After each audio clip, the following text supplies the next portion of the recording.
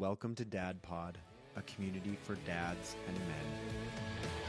You gotta love them boys. I'm hanging with my boys. Just me and my boys.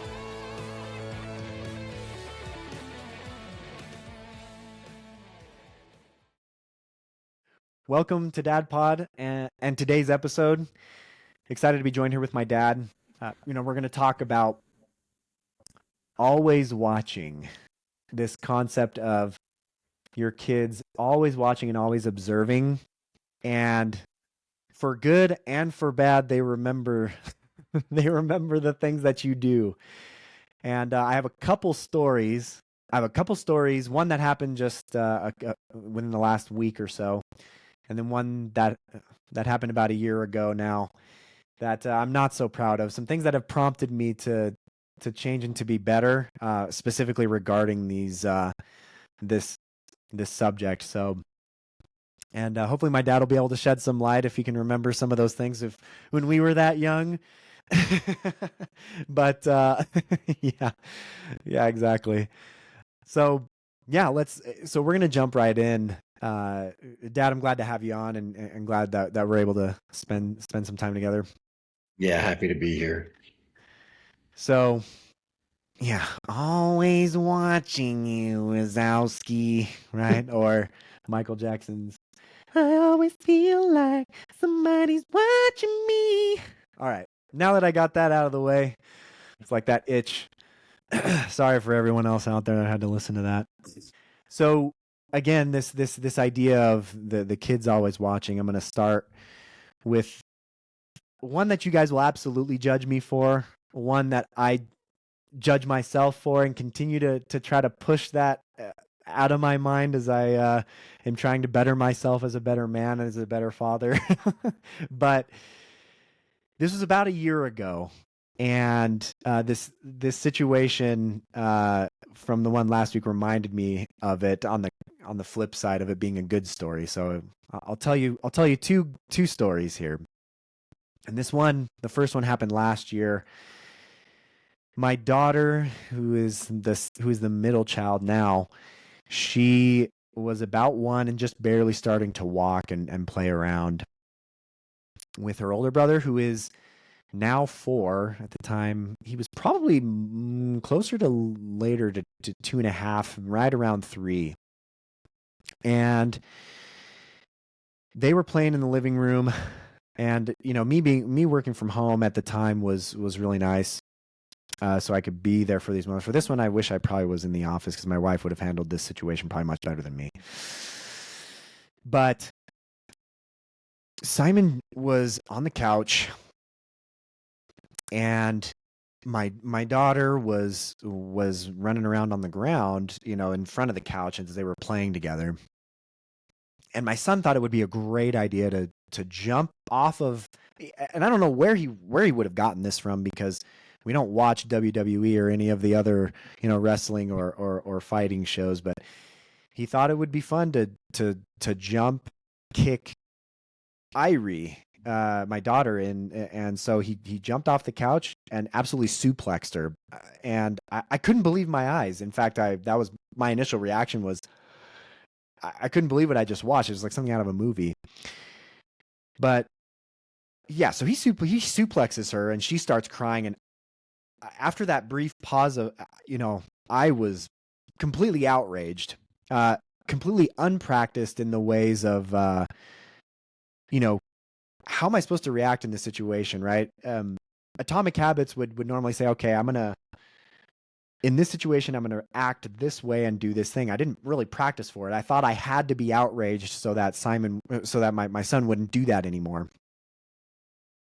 And so I ran over there, and I picked up Irie to make sure she was okay first. I should have spent more time with her first. I mean, now knowing what I do now on how I would react to things, as we've had a similar situation to that before, and it played out way better after having put into my mind how I would react to that situation. And so, yeah, as soon as I found out she was okay, I picked up Simon and I put him on the couch like I was gonna like I was going to lay into him, right? Like he was 16 years old and should know better, right? He's 3 years old, right? So, and I called him, and the first thing I said, as I was running over was, "You little you little stinker," but a profane word, right? A vulgar word rather than rather than saying nothing at all or doing something that was correct or anything else besides the worst possible thing, which I did there. I said that, and so I called him, "You little," and he, of course, completely. I could see it in his eyes. The fight or flight instinct kick in, and that's when you failed as a parent, when you can do that with your kid, who's that young. And so I'm still trying to get over that for myself too, because it's like, oh, did I permanently damage the kid? And so anyway, situation turns out, it's just bad altogether. I didn't control my emotion. I didn't pause like I said I would, or like I now have been trying to practice and implement. And so to get to the second part of the story, which makes me really, which you guys will absolutely judge me for. If you didn't already judge me now, you're really going to judge me now. So I get a text when I'm at work from my wife. She took both the kids to the store, and my son, in the light of day, bold-faced, is calling other people in the store, other strangers in the store, as he's walking by, "Hey, you little, hey, you little," and he's calling people that, and my wife is absolutely mortified. Who wouldn't be? But she is absolutely like trying to sink down and trying to do her best to like navigate the situation of my son calling other people that thing in the grocery store. And yeah, of course it's hilarious. And we're going to talk about, we're going to talk about that for years to come. But, I put my wife in an embarrassing situation, and he wasn't getting mad at them. He was more like just calling them like it was like a, "Hey, you little," or whatever. Right. So Like a friendly, "Hi, how are you?" yeah. And some people looked at him and then at my wife, and she was like, I don't know. I don't It's know where his that's dad. coming It's from. his dad. They're thinking like, did he really just say that? And so my wife's thinking the same thing too, right? And so, crazy, right? So what I'm getting from that, right, is it for me, I felt I felt about this big, I felt horrible because, he remembered what I said, obviously, but he's going to remember more how he felt, how I kicked in that fight or flight instinct for him, like I was gonna lay into him, right?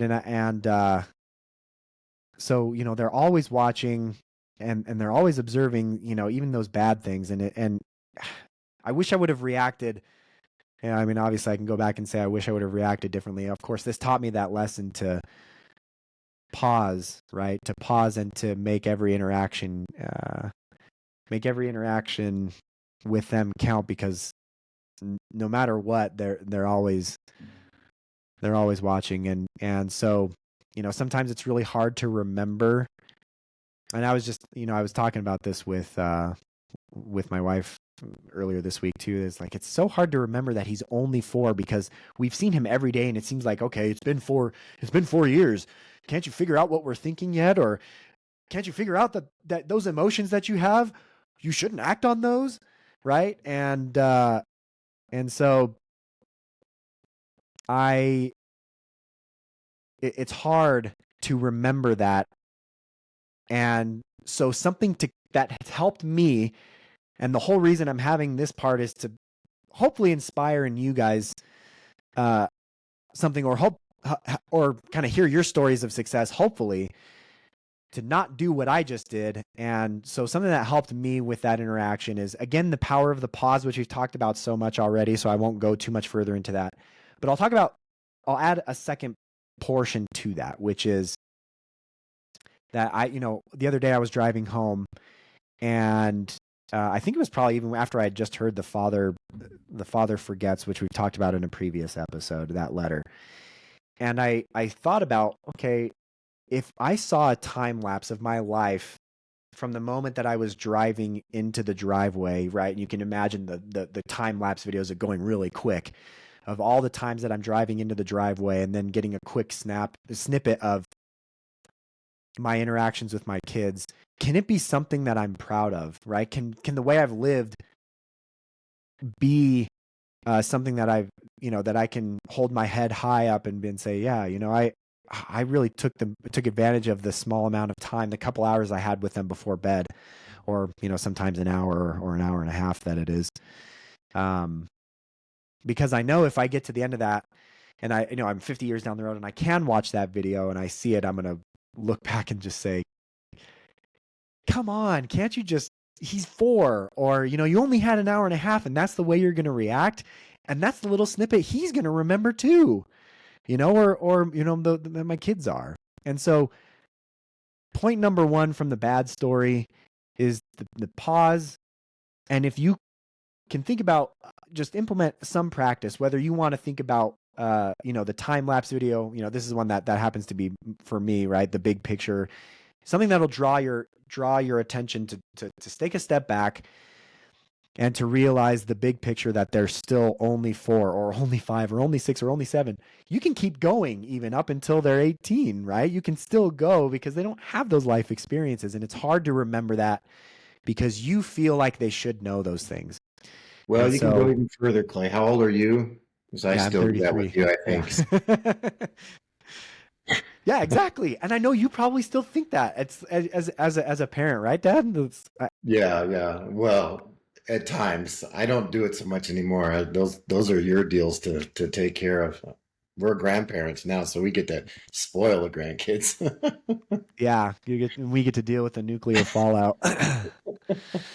Candy for breakfast. Candy for That's breakfast, Nana, man. by the way. That's not Papa.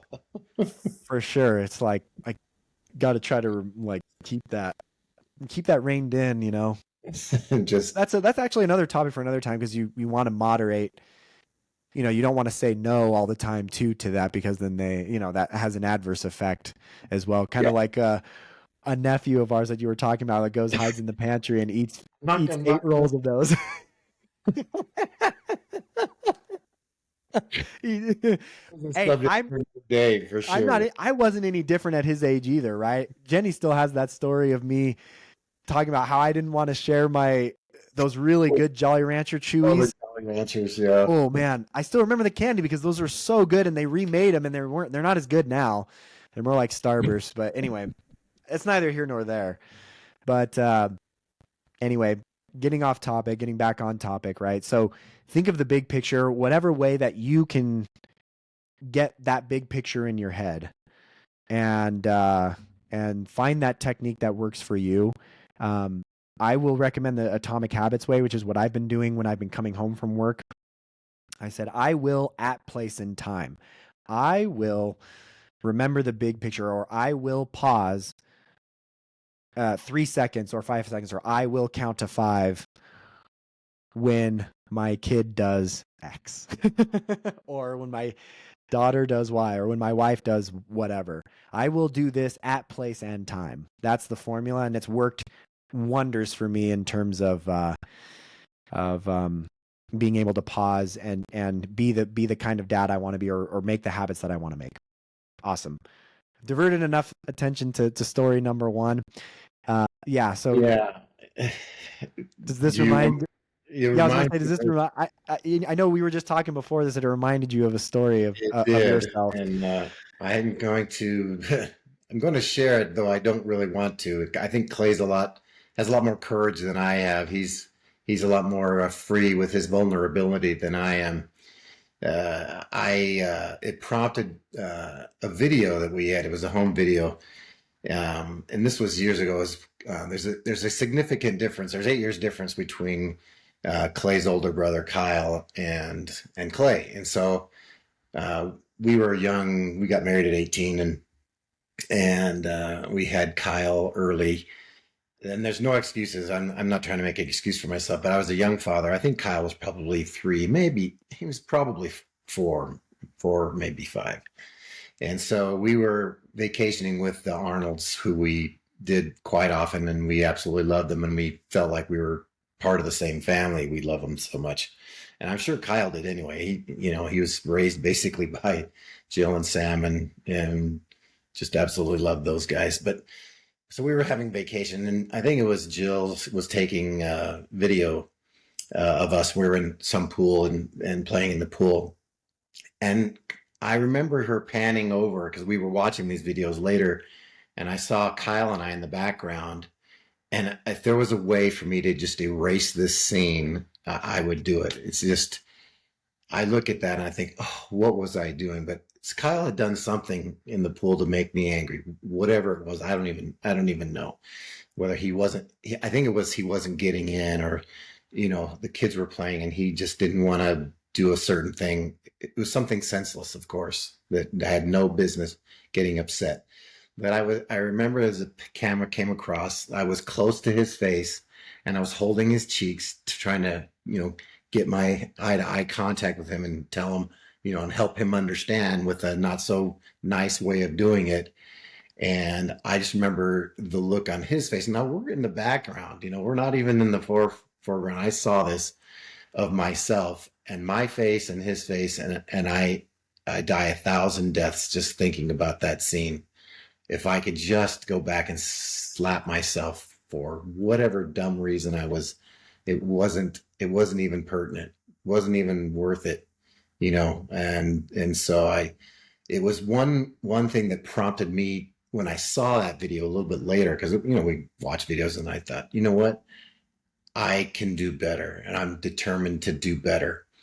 And so I said, well, how can I do that? I didn't know. Wasn't well versed in parenting, and of course I had my parents' example to go from, and they were good parents. But I said, you know what? If I want to be self-master over myself in a certain way, then I should make this rule in such a way that it will help me at the same time. And Clay may or may not remember this, but growing up, it's like, hey, if you see me do it, you can do it. And that was the rule. And if I say it, you can say it. So it forced me to curb my swearing, and to temper my emotions to appropriate levels, and to, certainly not steal and do dumb things that way. Right. Yeah. But that became the rule in the house. And I'm sure I failed at it, on numerous occasions, but I hope it helped me, and I hope it helped the household in general. So I just remember that event, and it's not a proud moment. Yeah. And I completely empathize with that, because when you say that about how you can erase that, I can think of a few times where I've done that with them, and it's like, "Fuck." And I don't even have, I don't have to get the, way down the road to be able to. Yeah, thanks to your story, right? Is like, and my own. It's like, man, why do I have to do that? Why do I have to give in like that? It's like, and that's part of that self mastery you're talking about, right? The emotional discipline to be able to do that. And it's always when you're hungry or you're stressed out from work. It takes true grit. It takes true grit and being able to dig deep. Yep. It takes true discipline, and that comes from, at least what I've been practicing, the pause, right? It's like, hey, give myself that control. Is okay. Well, it's going to take effort on my part to say, we'll talk about the graduation speech, This Is Water, here at some point. I want to review that because that's one of my favorites too. But I always say, okay, this is water.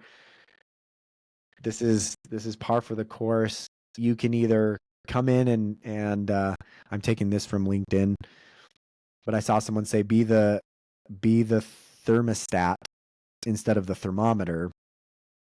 And so, again, which is set the temperature, set the pace for your family, be the leader, right? And try not to be the thermometer, the one that reacts to what's going on and adding flames to the fire, which is what is what we're talking about here, right?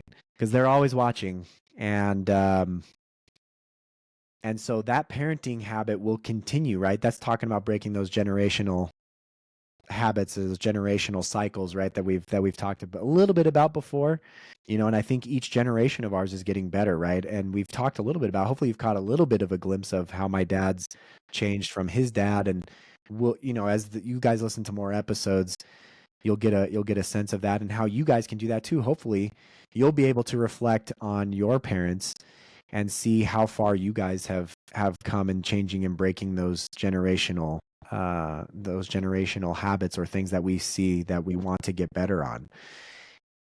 I mean, that's human nature, right?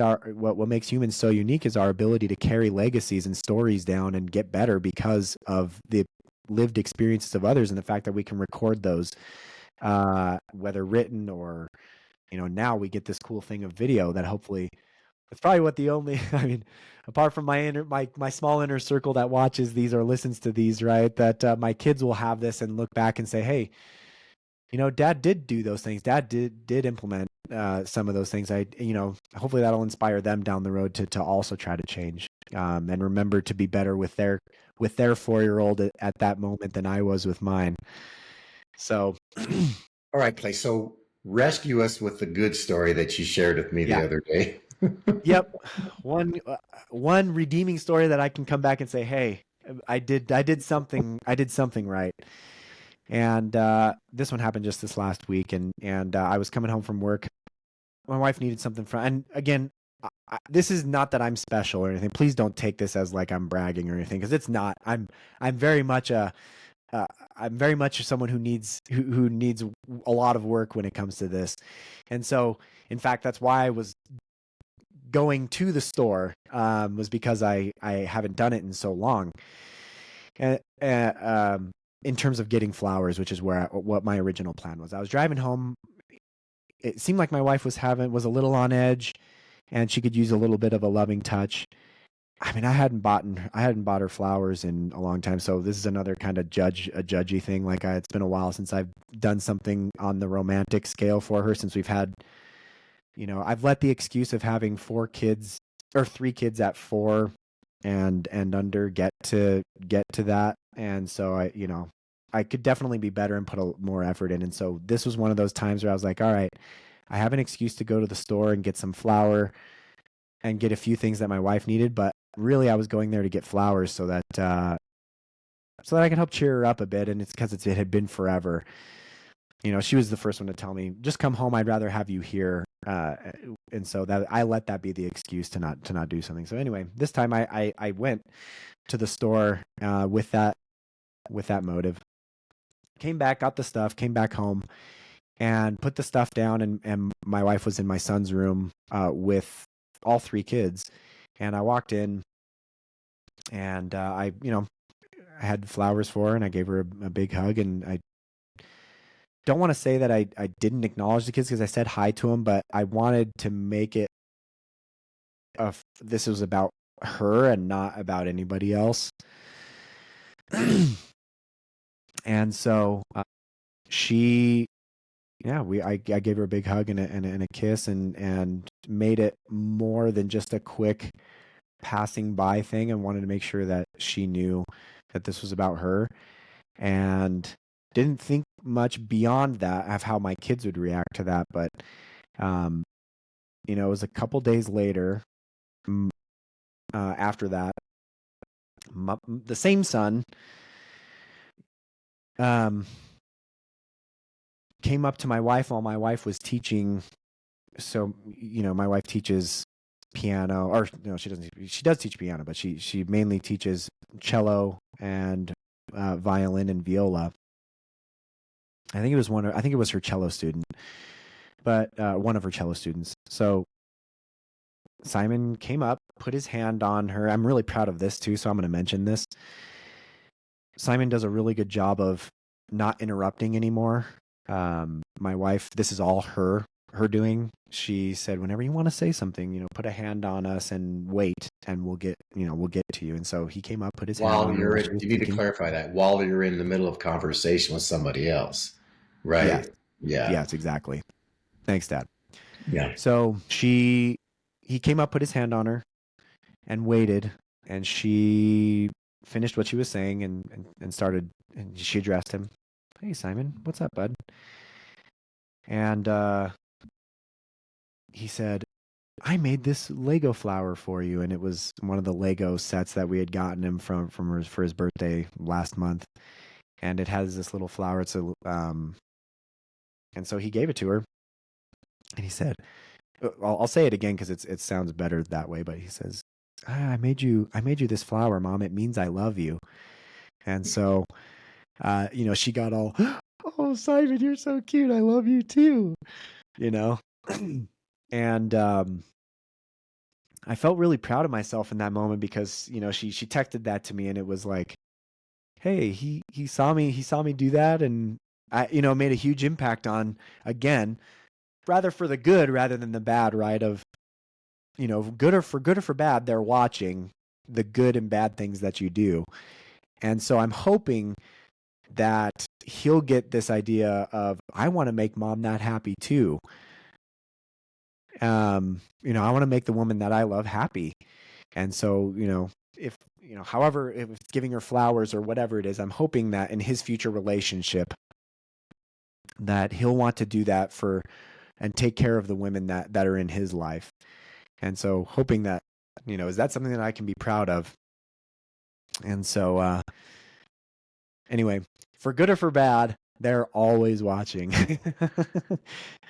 And so, that kind of reminds me, Dad, I heard this song, when I was a kid, right? Because this is a Rodney Atkins song, but it reminds me of those lyrics for those of you that know that country song by Rodney Atkins. Funny enough, it's called Watching You. And it's about this dad and this dad and his kid and the different stories about how he's always watching. And anyway, the chorus is really good. He said, he's asking him where he learned that word. And I didn't realize that was part of the song, but he learned a word that started with S. And I was like, hey, wait a second. He's stealing my thunder here. But he said, hey, where'd you learn to talk like that, son? And the chorus is, he said, I've been watching you, Dad. Ain't that cool? I'm your buckaroo. I want to be like you. Eat all my food and grow as tall as you are. We got cowboy boots and camo pants. Yeah, we're just alike. Hey, ain't we, Dad? I want to do everything you do, so I've been watching you. Anyway, so Yeah, it's a good song. Yeah, puts it really well.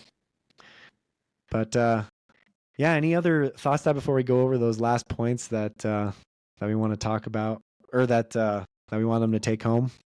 No, you finish with yours. I'll just remind this is my everyday clause to myself is, live my legacy. What do I want it to be? Right. So that it helps me with my everyday actions. Yeah.